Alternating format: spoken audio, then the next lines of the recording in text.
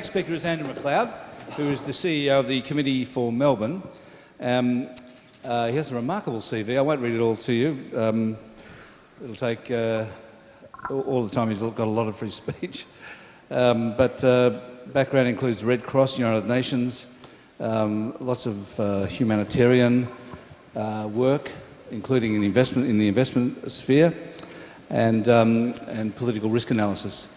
So I think he's uniquely qualified to talk about what he's going to talk about today, which is Melbourne, the innovative city. Over to you, Andrew. The first thing to say is that innovation takes courage.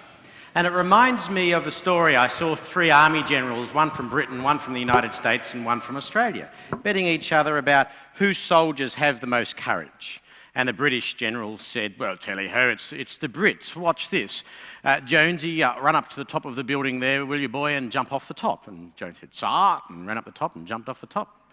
And the British general said, there you go, that's courage. And the American general said, no way, watch this. Kowalski, run up the top of the building there, will you, boy, jump off the top and land on your ass. So I ran up the top, jumped off, landed on his backside. And the American general said, there you go, that's courage. And the Australian said, oh, crap, mate, watch this. Smitty, run up the top of the building there, will you? Jump off the top, do a somersault in the pike position, land on your head, bounce back up and land on your ass. Go to hell, sir, do it yourself. There you go, that's courage. Melbourne, the innovation city, and when you would see this title, you would expect that I'm going to talk about things like infrastructure, biotech, information technology. And these are things that Melbourne is certainly a leading city at, and a leading city on the global scale. But that's not what I'm going to talk about. I'm going to talk about some innovation that we take so much for granted that we forget that we've done it. And that's some of our social and collective innovation. I'm going to talk about what we have done and inevitably could do in the future. Let's talk about what we have done, some of the stuff that we take for granted in Melbourne. Firstly, you can drink water from the tap.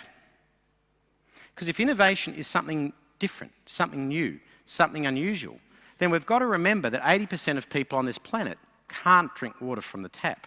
The fact that we can tap and pipe water through to everyone's house, so that we've got an egg timer in our shower, so that we have our 4 minutes, and we limit ourselves to 155 litres a day of fresh, clean drinking water pumped to our place, is innovative. And it's innovative on a level that we take so much for granted that we forget.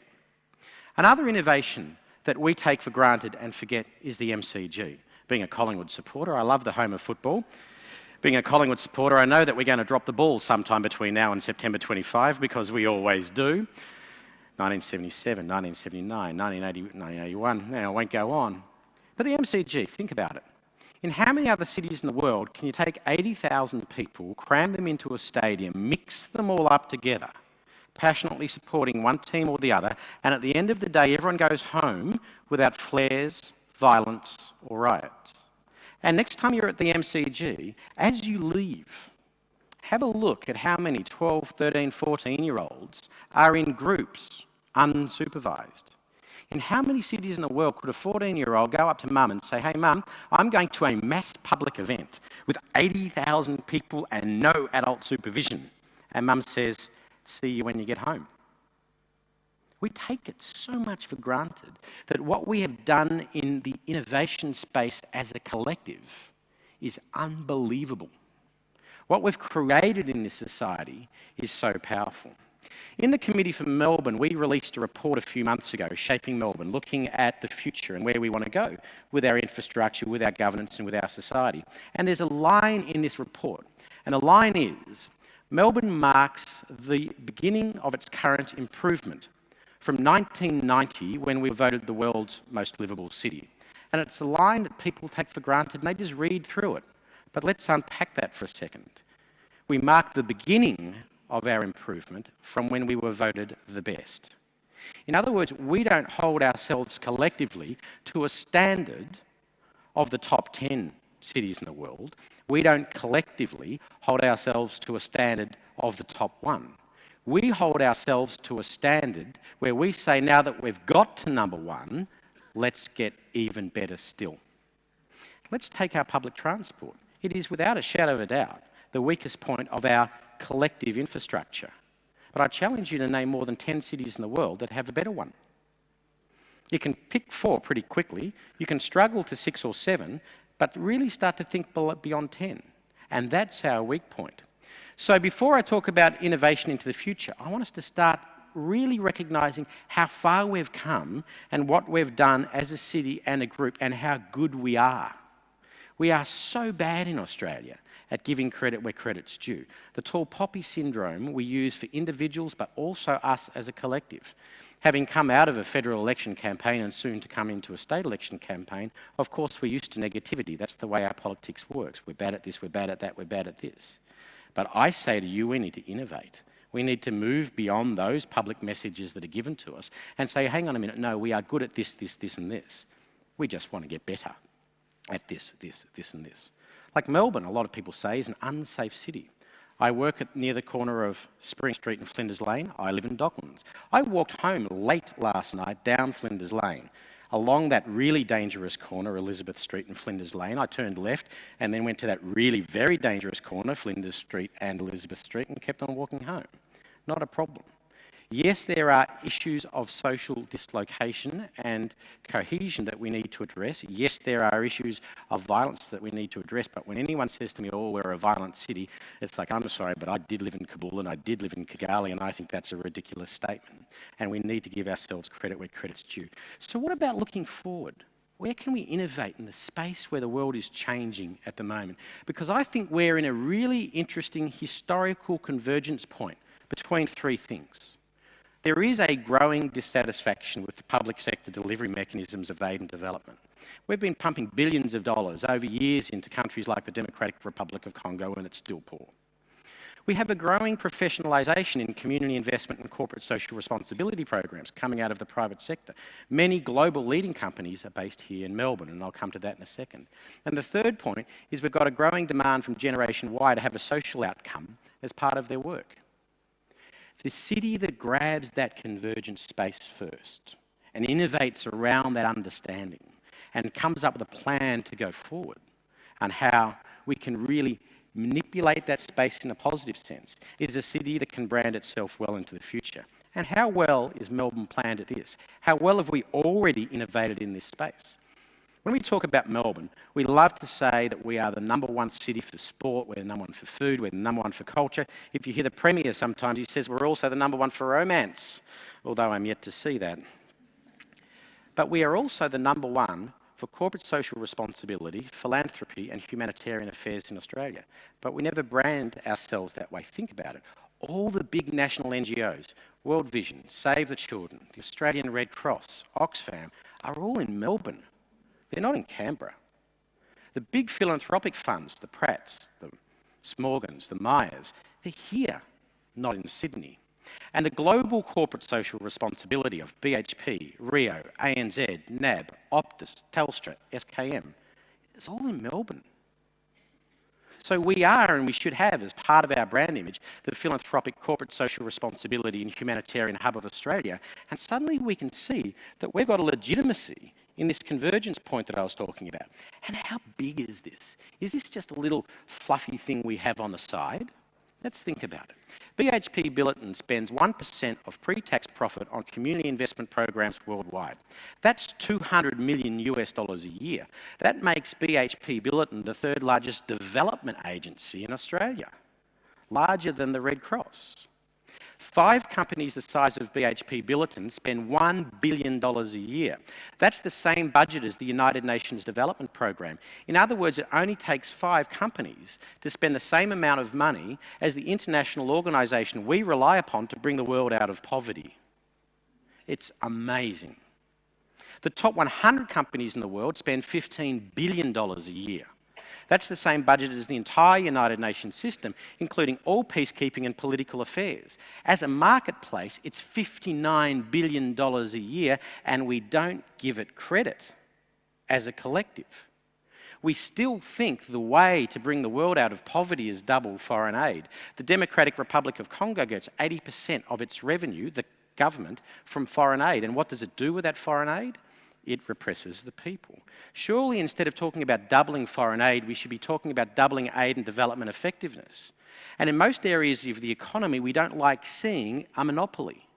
Yet we've developed an effective monopoly through public sector delivery mechanisms, the big NGOs and UN agencies, going to a collective pool of money going and delivering programs in a similar way.